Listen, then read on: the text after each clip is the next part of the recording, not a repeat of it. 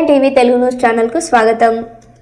నారద మహర్షి ప్రతిష్ఠిత నవజనార్దన ఆలయాల్లో ప్రముఖమైన ఆలమూరు డాక్టర్ బిఆర్ అంబేద్కర్ కోనసీమ జిల్లా కొత్తపేట నియోజకవర్గం మండల కేంద్రమైన ఆలమూరు మండలం ఆలమూరు గ్రామంలో వెంచేసి ఉన్న శ్రీదేవి భూదేవి సమేత జనార్దన స్వామి వారి ఆలయంలో శనివారం సందర్భంగా స్వామివారికి పాత్రకాలంలో సుప్రభాతం అర్చన నిర్వహించి తొలి హారతి సమర్పించారు.